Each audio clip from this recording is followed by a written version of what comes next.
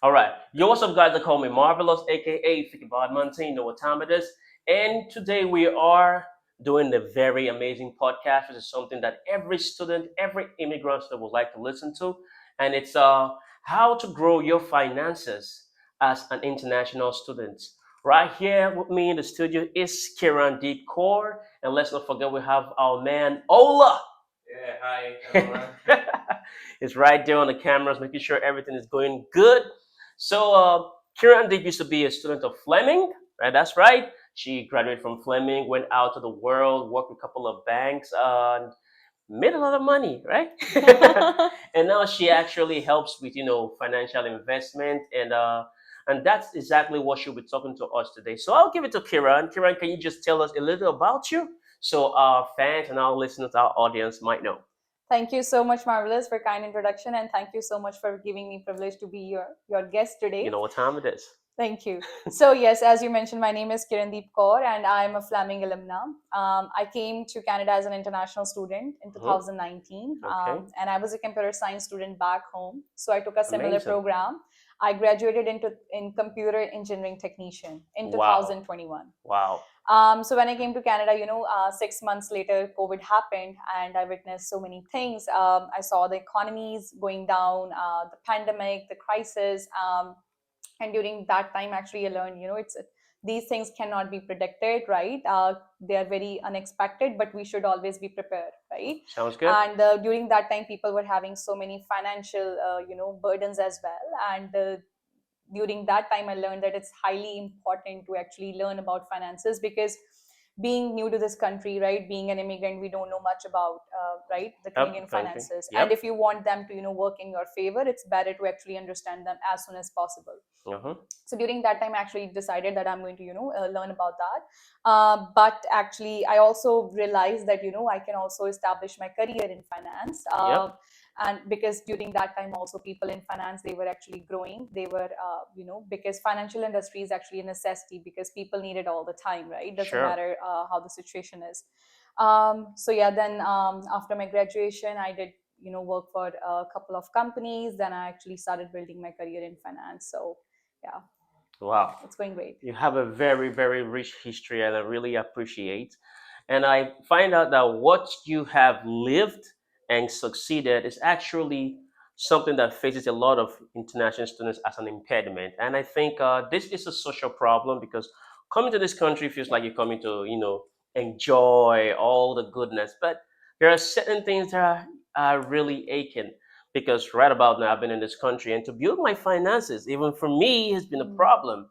So this needs to be addressed. Yes. Yeah. So that's the reason why we're actually talking about this today. So without actually wasting so much time, I will actually ask one of the questions that has been bothering me. Coming to a new country, it's a big sacrifice. Yeah. So what is the first thing that a student should do coming Mhm. to Canada too? The first financial move they can make Mhm. Mhm. while when they come into Canada. Okay, thank you. That's actually a very important question, because when you come as an international student, there are so many expenses that you cannot escape no matter what, right? Something that can help you so much is actually pre-planning. That helped me, and that helps everyone. Why? Because when you come as an international student, you're Mhm. already paying twice the amount of fee as compared to domestic Three times students. now. Three times now, right? And then when you're coming and you have to find accommodation, right? You have to buy yourself food, and sometimes you there are other expenses, like let's say if you have to buy some sort of equipments for your college, Mhm. and then you need to get a new SIM card, and so there are so many expenses, Yeah, that's right? true.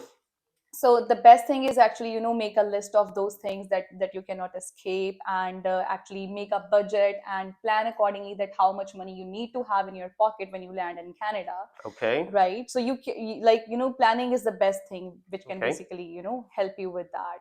No? So yeah, Sounds good. So that's more like the first thing they should do, even before they land or after they land. I would suggest definitely before you land, right? You should Okay. have a plan in hand before you actually going to execute it. So definitely Okay. before. That sounds good. And that's actually good. So now they come into Canada, right? In Canada, the hours that you got to work is really strict. Now we work just 20 hours. Yes. So how? what do you think, since they're working with these limited hours, how can they grow their financial balance while working Hmm. these limited hours? Yes. So that is, that is actually a challenge that students, especially international students, they has restriction that they cannot work more than 20 hours. But actually, I understand that, because why government has made it limited hours, because being an international student, you have already paid so much for your tuition fee and everything, That's right? very And true. if students are allowed to do more work, right, they probably will, start sacrificing their studies. And if you do that, you eventually, sometimes you fail in some of the courses, and we know that the fee of the courses is really high, right? Yeah, that's true. So I actually support that, that the restriction is there, but definitely 20 hours is, being a full-time student, you don't get much time left, right? Yep. So 20 hours is actually, I Because for me, for example, I mm, if I work 20 hours, I should be earning like 800 at the end of 2 weeks, mm, about 800, and right. 1,600 at the Mm, end of a month. yeah. And my rent is over 1,900. Yes. So considering me, for example, how would I be able to make like Hmm. balance the Balance, situation? Yeah. right, right.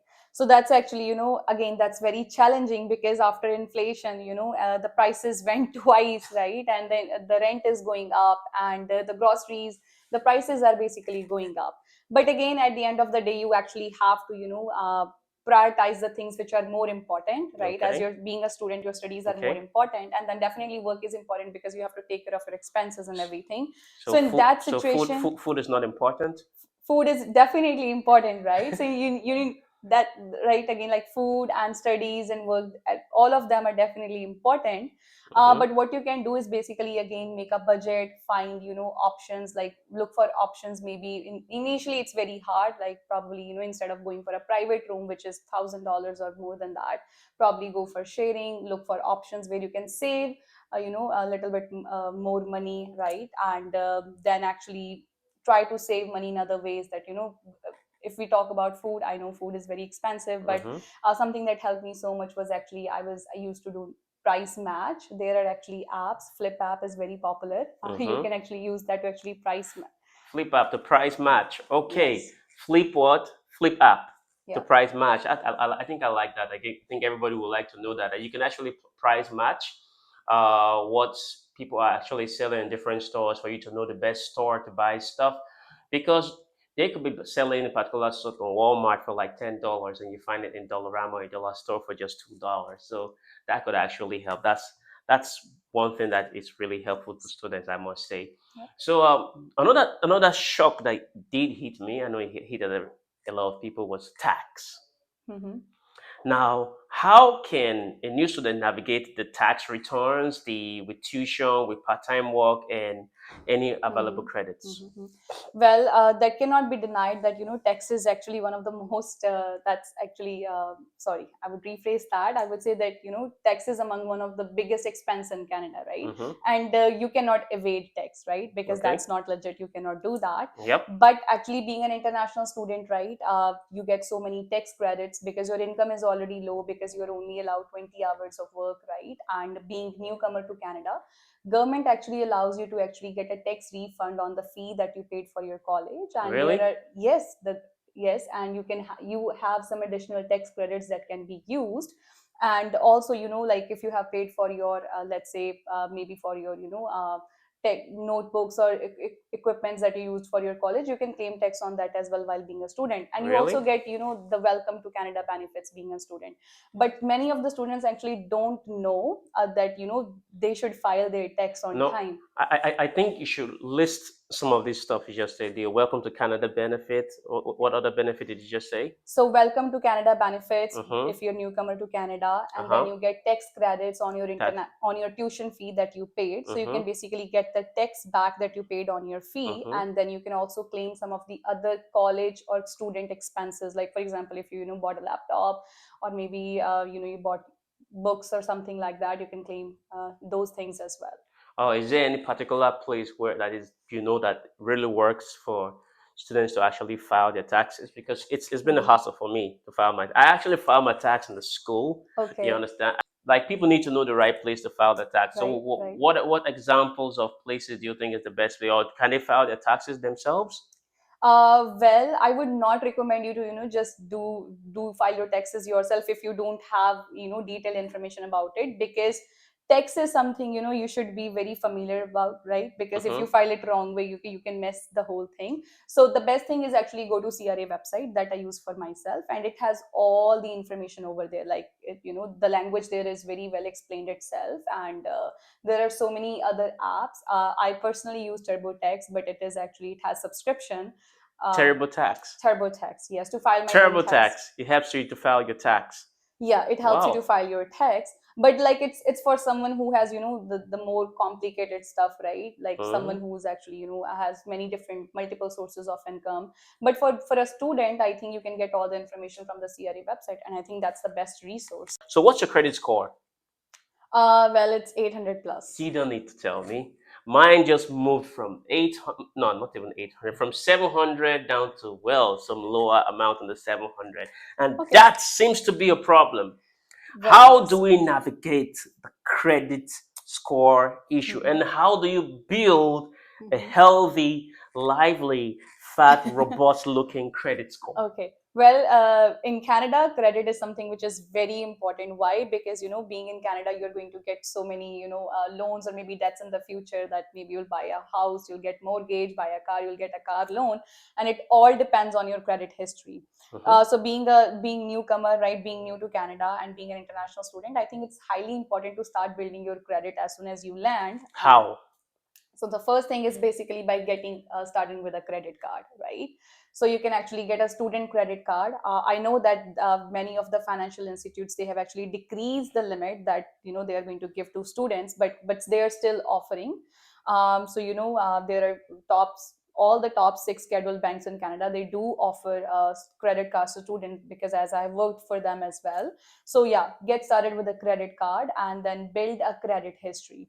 But one thing I would like to add over here is that remember that the money that you have in credit card is not yours, right? Okay. It belongs to bank, and sometimes being an international student, you started making money and you feel like you're in power. You got the credit card as well, but actually we all want to be wealthy, right? We all want to be rich, right? Mhm. But we cannot be rich if we are spending the money that we don't have. Okay. So it's the only way you can maintain a credit card is actually only spend what you actually can pay back, right? And that can help you to maintain your credit, Credit. right? Okay. I highly encourage that use your credit card, but Okay. if you don't have money to pay it back, then don't do it. Okay. So use your credit card. If you don't have money to pay it back, don't use it. And what other point should we put out there? Is there any particular banks or credit cards that are going to be good choices for students Mhm. to use? Mhm. Is there Mhm. any that you can say?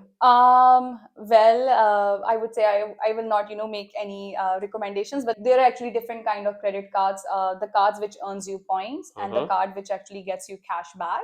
Both of them are actually good option. So you can basically, whichever bank you're dealing with or whichever, institute you're, dealing with, Dealing you with. can actually go to their website. You can compare, and then you can make your decision So accordingly. there's a difference between cards that give you cash back and cards that give you credit score points. Right. So both of the credit cards are definitely going to help you with your credit score, but the card Okay. that earns you points means that whenever you use that credit card, that card is like whatever the amount that you have spent is going to help you to make points. Points. Okay. For example, if it's a scene card, it's going to help you get scene points. If it's like avian card, it's going to help you get avian points. And the Okay. points can actually be used to maybe pay back the credit or maybe Okay. buy something else. What is the one financial trap that you think international students always fall in? What do you think Okay. that is? Well, I would say you there are so many financial traps in Canada that There are many, there right? are There are many, right? many. Okay, let's go with Which are them. actually legit, and you can definitely not call them a trap, but there are many traps, right? Okay. And among them, the major one is actually discounts and shoppings, Mm-hmm. because in Canada, like especially during the winter season, right? Yep. The Black Friday is there in November, and then there's Boxing Day, winters, Christmas sales, Yep. and everything, right? So basically, they they actually put that fear of missing out, and in our mind, that the sale is ending in this day. And just by looking at the discount, that you buy one get two, or buy one get 50% off on the other thing, and sometimes we actually spend a lot of money without Money. realizing that we have actually spent more than our budget, right? But just one thing I actually want to encourage over here is that you don't always have to buy stuff even if it's on discount, because sometimes you just don't need it. So Oh, one rule that I follow actually, that is, like, if you really really want to buy something, wait 30 days and then after 30 days decide if you still want it or not, that sounds good. right? Is that the only trap? Well, no, there are actually other things as well. They being there are actually spams or scams are happening as well, right? Because Okay. you're new to Canada, and you get, I think, you get your phone number, and then the people who actually do scams or all that kind of stuff, and somehow they know that you're new to Canada, and sometimes they call you and they try to get your information. They and there's some spam messages, and Mm-hmm. sometimes you become a victim of that, so be aware of those things as well. So I usually get this text messages of well, we got your number from a recruiter. We know you're looking for you're looking for this kind of job. I'm like, yeah, yeah. Those messages, don't ever reply them because they're Yes. scams, Right. Yeah. And also, I think I will share this from my own. You see the 99 when you're buying in the shops. This thing is, how much is it? $7.99. That's $8. That's not seven That's so ninety true, nine. right? Or you see, it's 4.99. No, it's $500. It's not Right. 400. It's that Right. 99 each. I think that's something that Yes. everyone needs to know. And Absolutely. also a bit of advice to people, a new student. Now, if you're buying stuff, especially like clothes or something, well, if you want to buy for the winter, you should buy it in the spring. Okay, it's Yes. much cheaper. And if you're buying for the spring, you buy it in the winter because it's much cheaper. That's a little navigation for anybody Absolutely. who's watching this. All right. So investing on a student budget could be Mm-hmm. really, really Yes. difficult. Okay, what avenues do you think a student can actually Mm-hmm. invest, Right. to be making some additional income while in Canada? Because I Mm-hmm. do hear about Bitcoin, I hear about lots of, Yes. what do you think is the best avenues Mm-hmm. to actually invest? Right.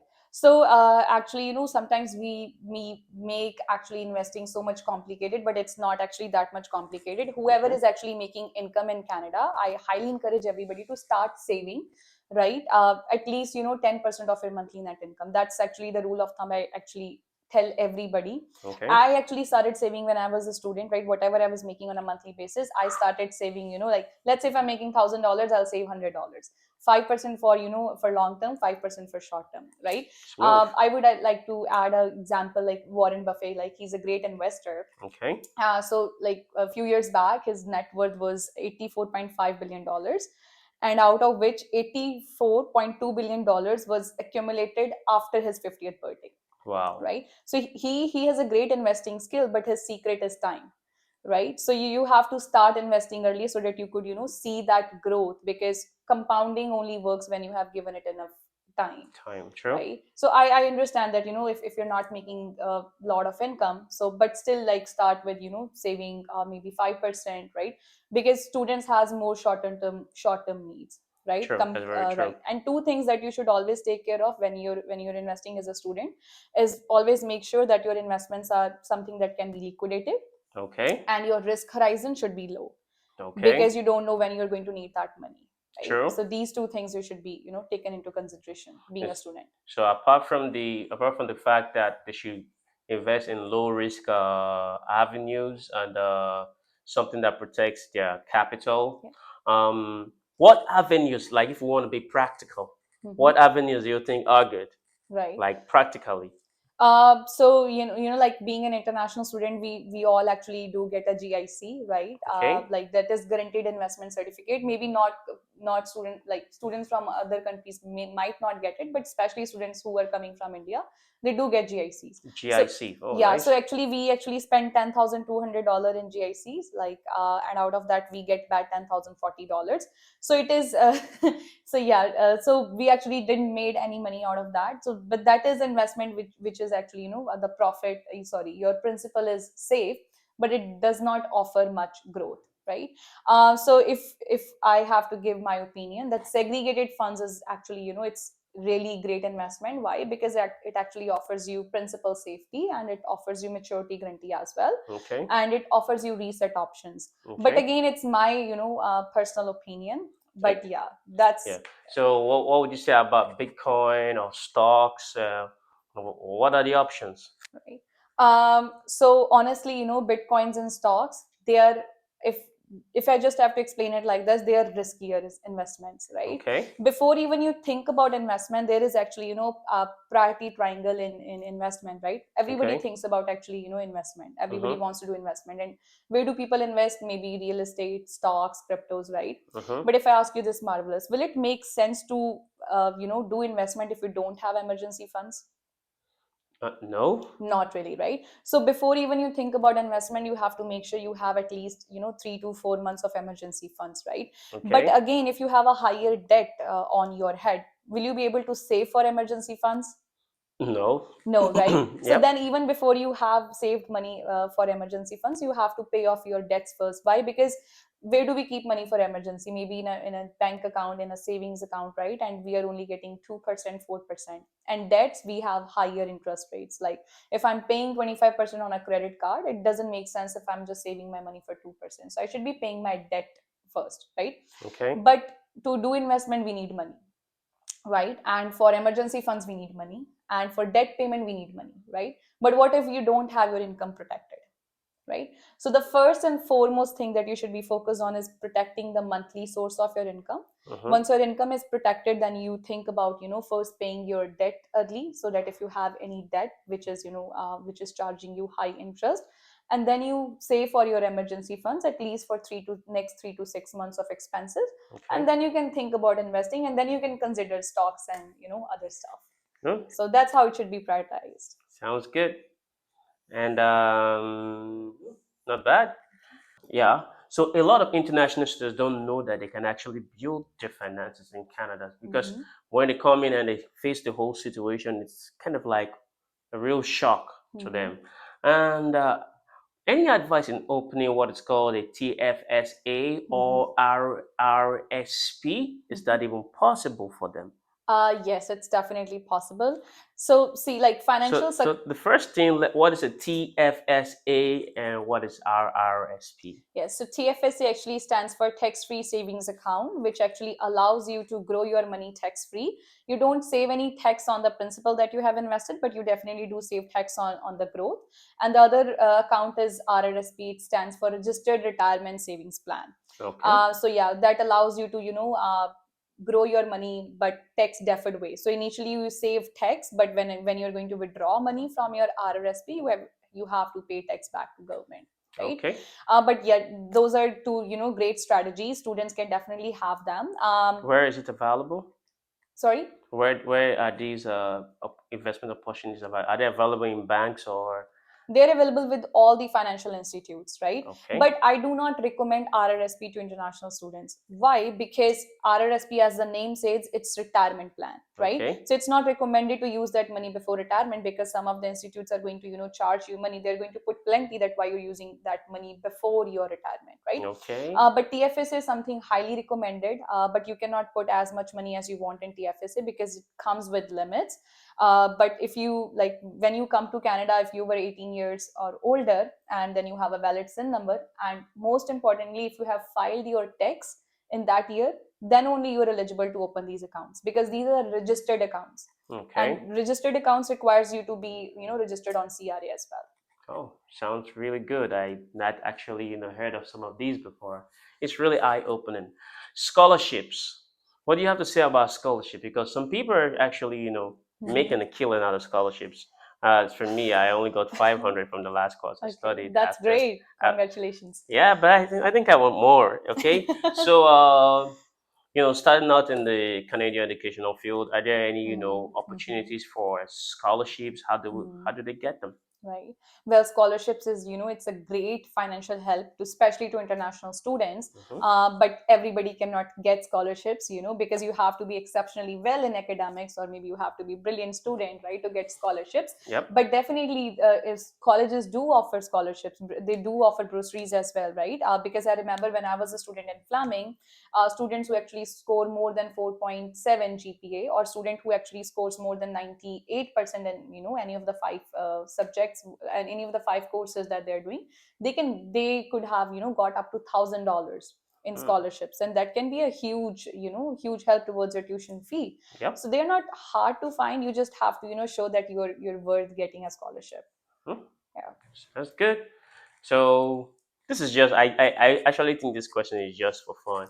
Was there any financial advice that you wish Hmm. someone had told you when you came into Canada? Hmm. Any that you didn't know, but if they had told you, you'd have performed better than Yes. what you've done so far? Yes, the best financial advice that someone could have told me when I came to Canada is actually start saving as early as possible, and Okay. start saving as much as you can, right? Because sometimes we think that that saving is not my cup of tea, or because I'm working in this field and meet so many people on everyday basis, and they're like, we cannot control, we cannot do, but everything is in your control, and saving is definitely in your control.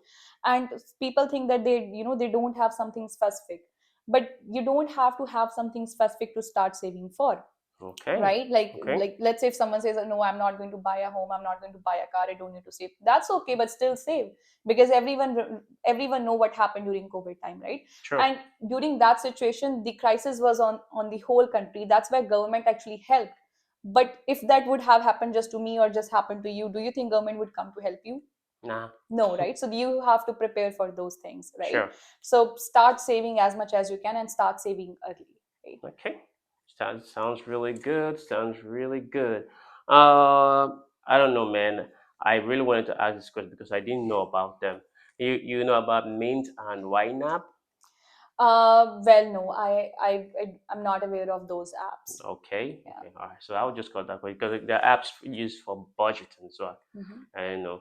Okay. One of the last questions I want to ask is: are there any tips for handling unexpected financial challenges Hmm. that you would like to tell international students, for example, Hmm. maybe their Hmm. health, imaginary trip back home? Any Mm-hmm, tips? mm-hmm. Yes. So, like there can be many unexpected things, things, because we do not know what's going to happen in the future, right? Mm-hmm. But thing is, like, the money that you have in your pocket is yours, but the money that you've already spent is gone, right? Yeah, sure. So I don't know if someone else is going to help you or not, but the money that you have saved is definitely going to help you. Mm-hmm. So, like, if and another thing is actually taking into consideration the medical expenses, because I was actually going through the stats, and what I read there was actually, out of the most popular reasons why Canadians are in debt, one of the third popular reason why Canadians are in debt is because of the health and medical expenses. Hmm. And it's very expensive in Canada, right?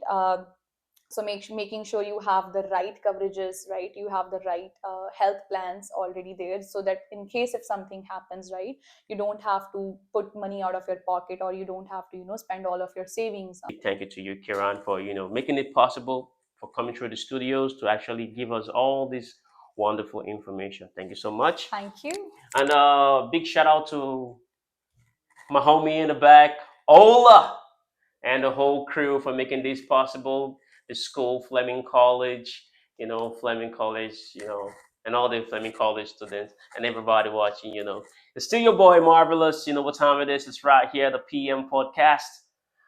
Kieran's gonna be doing some workshops still in this school, so you guys just watch out. It's gonna be amazing. She's amazing. Follow her on her social media pages. Tell them about it. So yes, I've just recently started a Instagram page. I'm actually trying to educate more people through Instagram. So my user ID is Invest with Kiran. Like invest with Kiran, Kiran, Invest, INVEST, WITH. Kiran. Invest with Kiran. Don't forget, she's also on LinkedIn. So link up, you know, and get the smartest advices that you need to grow your finances, to go into the job market with the right wisdom and get your life on the right track. It's still Marvelous, it's still Kiran, it's still Ola. Spotify.